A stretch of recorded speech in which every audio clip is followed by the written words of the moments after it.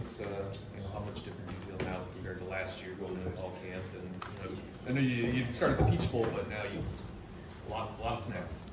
I'm getting better every day, mainly just because I'm just listening and accepting coaching from my coach. I believe Coach Cap is a tremendous coach, especially in the O-line world. So I'm just trying to milk him and trying to get as much as I can from him and understanding him. But I'm getting better, and I'm still getting better. How much did the competition help? Because Cap was talking about that too. Guys, some of the younger guys starting to push you guys. How much does that help you or make you a better player? What you guys are pushing? It's definitely a lot of competition. Brandon on the left side, he pushes me. Keyshawn, Ethan Boyd, Stan Ramil, them guys push me a lot. And we try to critique each other on our techniques when the guy's not in doing reps. So it's just all about just sharpening iron and helping guys. It's not more so about competing with them. We competing against the defense. You see what I'm saying? Because we need everybody for 12 games. So we complement each other just by working hard every day and giving it our all. Defensive football has changed so much in the last several years. Yes, sir. It's hard to even hold a block anymore. How different is it? How different do your techniques change to adapt to that? So repeat that question. Adapt to the changing world of defenses and everyone's moving around all the time. Oh yeah, man. I definitely believe that you can't have just base defense. You got to be, and that's a part about being outline. You got to be smart. It's not about just being aggressive and coming off. It's just about understanding your keys and different guys and movement. You got to be able to deal with that because every defense you're gonna face is different. They might stem and shift and move, so you got to be able to pick all that up and execute at a high level. One of the biggest areas of growth for Ethan Boyd, Coach Cap was saying, was his demeanor. And when he's confident, he's really good. So have you seen that from him, or what's his demeanor like this year? 100%. That's like my little brother because I was once in his position too. So I push him, and he's looking up to me. So we making each other better because I'm seeing him get better. So I'm like, damn, I can't slack off. He helped me set my game up to a whole different level, and I thank him for that. But he's ready, man. I'm excited for him and his growth. How much last year was the depth a factor during the season? Did you feel like the lack of depth, I guess, not really going? I would say the difference between this year and last year is I feel like we got a lot more depth, a lot more dudes in the room, and a lot more dudes who can play multiple positions as well. When you guys are taking, there wasn't many plays off that you could. Yeah, no. But when you're, because I know the defensive guys have talked about that, like the D tackles, about how much they had to rep and how hard it was. But how was it for you guys? Like, was that difficult as an offensive lineman? It definitely was difficult being in. Because sometimes you already know, like, offensive lineman is one position that they don't really get too many subs. Just because, too, you in there for a long drive and then you see a lot of DNs, they rotate in and it's just like, oh my God, I got to line up again. But now we got a lot of depth with the tackle room and the interior because dudes can snap, dudes can play different guard to right tackle. We just shifted around. But last year, situations was just different, you know what I mean? But we back and better. How about the outside? Who's that guy that gives you the best challenge right now? Zion Young. He's a dude. Chris Bowler, he's a dude. Jacoby on the end when I'm doing edge work, he's a dude. Shout out to Every Dunn. He's a guy too. I feel like he's one of the best kept secrets as well. I feel like a lot of guys don't know how talented he is, but he's coming this year too. And Brule, edge rusher too. He's giving me a lot of work too.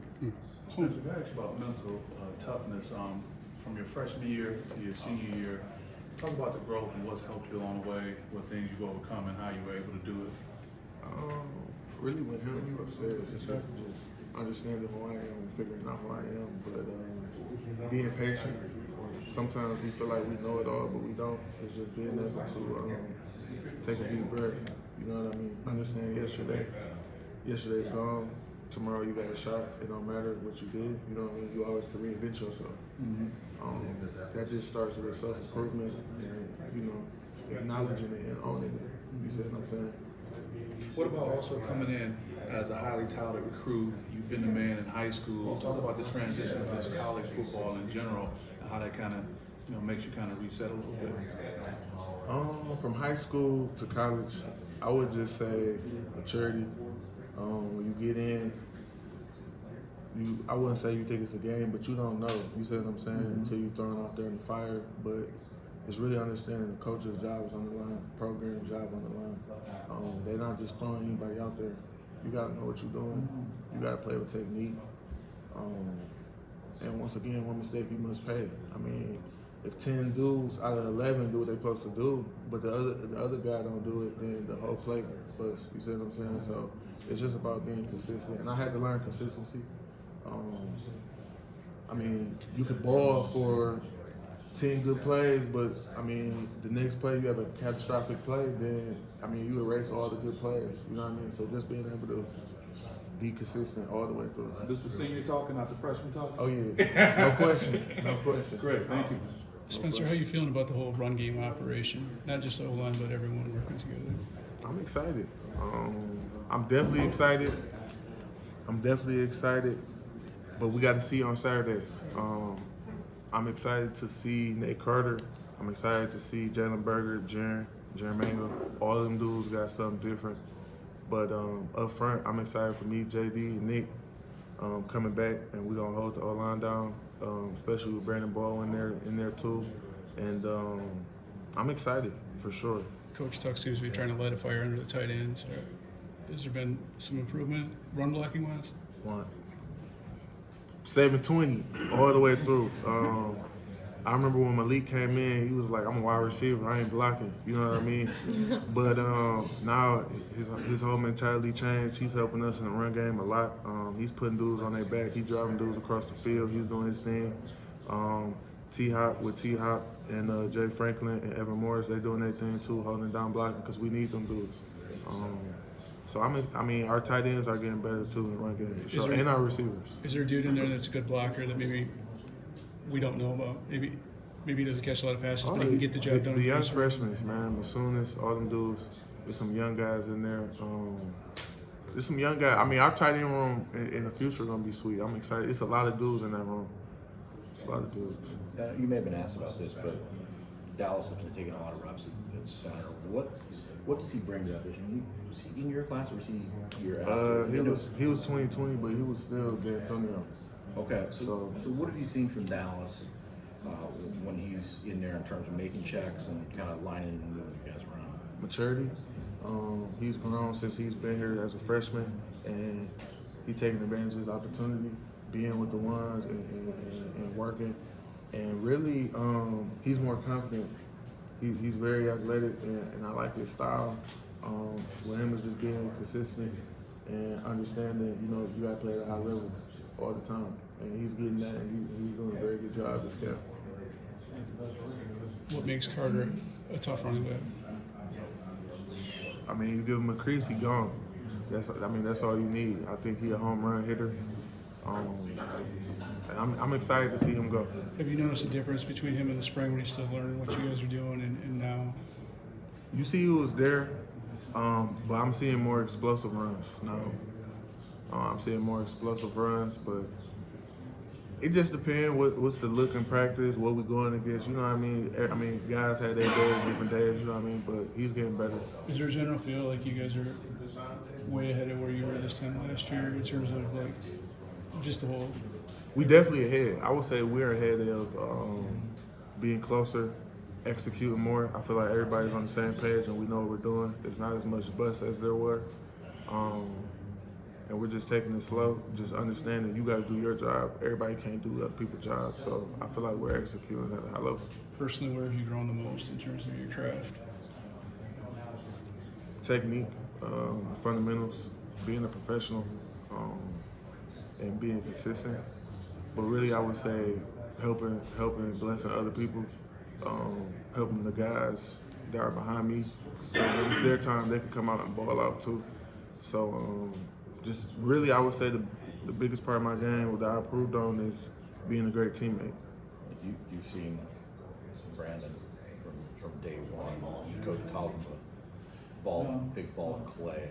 You talk about that kind of development. What have you seen that has allowed him to kind of step in opposite you?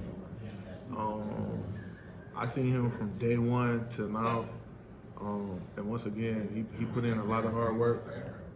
He's been through some things, but I'm more so proud of him because his mentality switched over to I could really do this. I could really be a left tackle in the Big Ten. I really could ball out. So his development, I mean, he keep working. It's through the roof. I'm excited to see what he do this season. So you guys are Was playing. it like preparing for that? Did you have any doubt, or were you eager, or how was that as a learning experience? It was no doubt. I was always ready. I would say that I was born to start. I always wanted to be a start. I always wanted to play in the big time moments. I would probably be more ready for that than sitting on the sideline for a minute and go in garbage time. I want to go in against the best players, the best moment. So I was always ready. I would just say my level of focus was different. I was more engaged and more locked in on, all right, I'm gonna start for this game. I gotta hone in on my technique, fundamentals, and do my job consistently at a high level. You came through it pretty good, right? Yes, sir. How'd that carry over to last year? How did you think you did last year? I feel like I had a good season last year. Not the season I wanted to have. And it just all goes back to consistency. Some games I'm here, some games I'm here. I want to get better. And I feel like I got better throughout the season. But now we got to get back to the drawing board, and you know that we can't give up nothing. I don't want to, it's really regret. You see what I'm saying? I don't really have regret because, I started with nothing, and I'm here. I'm highly blessed. But just have no regrets that I gave my all out there. Maverick talked about for the defensive line, the Illinois game being kind of something that they needed with how bad they're getting gashed. Did you guys, on the offensive line with that game in particular, you guys were pretty banged up at that point. Is that a game that you guys needed to kind of jumpstart you into this year? Because you guys ran the ball well down the stretch. It wasn't just that game. I would say what jump started us would be the Penn State game, because I feel like the offensive line didn't play up to par the first half, and then second half we turned it around, but it was too late. Just having that bad taste in our mouth because we're better than what we show out on tape. The Illinois game was, once again, it's disappointing because we beat the top 10. I don't know, they might have been like the best defense in the country. I don't know, some stat, they were like highly rated, and we go out there and beat them, and it's like we could have did that the other games. So it's just, once again, it's just consistency and playing at a high level. Is controlling the clock something that you guys talk about? I don't think you guys have won in the last 3 years the time of possession over the course of the season, but to wear and grind out teams, that's something I think that you probably focus on a lot. And that's the big thing. No 3 and outs. We want to be able to drive the ball, had 13 play drives, 14 play drives, wear that time out. So we got possession of the ball, and usually the team who got the most possession of the ball wins the game. So we don't have our defense out there working the whole time.